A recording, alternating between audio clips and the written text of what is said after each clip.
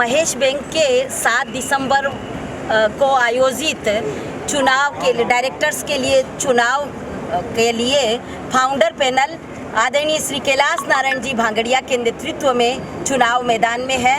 सबसे अच्छी बात ये है कि ये समाज के लिए समाज के द्वारा गठित पैनल है। हमारे समाज की पूरे हैदराबाद, सिकंदराबाद में और तेलंगाना, आंध्र प्रदेश में सब जगह ब्रांचेज है, हमारी समितियां हैं और समाज के प्रबुद्ध लोगों ने मिलकर उस एरिया के लोगों से विचार विमर्श करके उस एरिया के लिए सामाजिक क्षेत्र में जो काम करता है, जो आखिरी पायदान पर बैठा हुआ व्यक्ति है, उस व्यक्ति के हित के लिए जो निस्वार्थ रूप से काम करता है, ऐसे लोगों का चयन करके ये पैनल बनाया गया है। पिछले दिनों में जिस तरह से 3-4 लोगों के गलत कामों की वजह से उनके ऊपर ईडी की कार्रवाई हुई, ये जो एक दुष्प्रचार किया गया है कि बैंक पर ईडी की कार्रवाई हुई है, ये बिल्कुल गलत है। महेश बैंक पर ईडी की कार्रवाई नहीं हुई है। ये कार्रवाई उस टाइम के चेयरमैन श्री रमेश कुमार बंग, पुरुषोत्तम मानधना जो सीनियर वाइस चेयरमैन थे और श्री उमेश चंद अशावा जो एमडी एंड सीईओ थे, उनके ऊपर ईडी की कार्रवाई हुई है।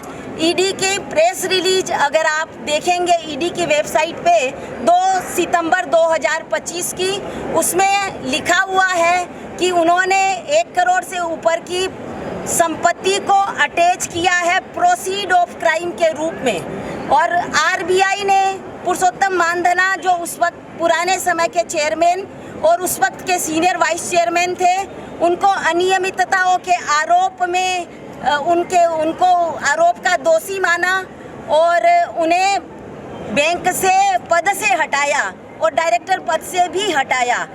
और जिस तरह से बैंक में फ्रॉड हुआ, साइबर फ्रॉड, और तत्कालीन पुलिस कमिश्नर सर ने जो कहा और उन्होंने जिस तरह की अनियमितता इन सीनियर्स जिनके हाथ में इतने दिनों तक बैंक थी उन्होंने किया, जिस तरह की अनियमितता की और जिस तरह से बैंक का मेन जो सर्वर है उसका पासवर्ड अनेकों लोगों के हाथ में था और बैंक के 12.5 करोड़ रुपए लोगों ने हैक कर लिए, हैकर्स ने। और जो ये साइबर फ्रॉड हुआ उसके लिए तत्कालीन कमिश्नर ने कहा कि आरबीआई को चिट्ठी लिखी कि इस बैंक का लाइसेंस रद्द कर देना चाहिए। तो इस तरह की जिस तरह बैंक की साख को ये संस्थापक पैनल वाले इन लोगों ने जिनके हाथ में 20 साल तक सत्ता रही, जो साख को जो बट्टा लगाया है, समाज का हर व्यक्ति चाहता है कि ये साख पुनः स्थापित हो, ये बैंक की साख को फिर ऊंचाइयों तक ले जाए, बैंक पहले से ज़्यादा अच्छी तरह से ग्रोथ करे।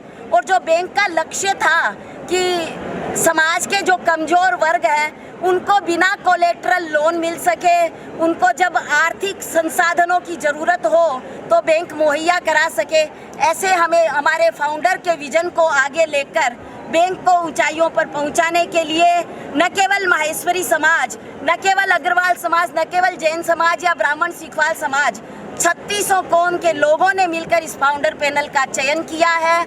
और मेरा सभी अंशधारकों से निवेदन है, आप बैंक को ऊंचाइयों पर देखना चाहते हैं, बैंक को पुनः विकास के रफ्तार पकड़ते हुए देखना चाहते हैं, तो फाउंडर पैनल के 14 प्रत्याशियों को भारी बहुमत से विजयी बनाएं। जैसे अभी आपने देखा, जो भी प्रत्याशी है वो अपने अपने क्षेत्र में महारत हासिल उन्होंने की है, अपने अपने क्षेत्र में उन्होंने सफलता हासिल की है।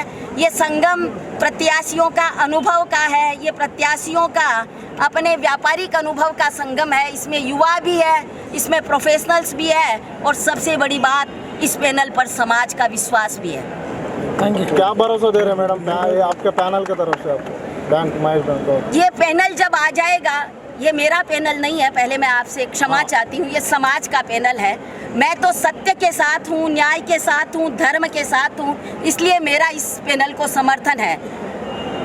इस पैनल का मिशन और विजन यही है कि बैंक की साख को जो बट्टा लगा, जो जिस तरह की पेनल्टी आरबीआई ने बैंक पर साइबर फ्रॉड और नॉन केवाईसी की वजह से लगाई, बैंक का एक्सपेंशन रुक गया, वो हम वापस उस विश्वास को बहाल करके बैंक का एक्सपेंशन करेंगे। बिजनेस को अगले 5 साल में 8,000 करोड़ से ज़्यादा हम बिजनेस को पहुंचाएंगे। और जो पहले जब जो कैलाश नारायण जी जिस तरह से बताते हैं कि फाउंडर इनके पिताजी रहे बैंक के, तो जिस समय 33% जो 33% डिविडेंड दिया जाता था, वही डिविडेंड ये बैंक को देंगे। बैंक के जो एनपीए हो गए हैं, उन एनपीए को कठोर कार्रवाई करके रिकवर करेंगे और समाज के हित में बैंक के कार्य करेंगे। ओके।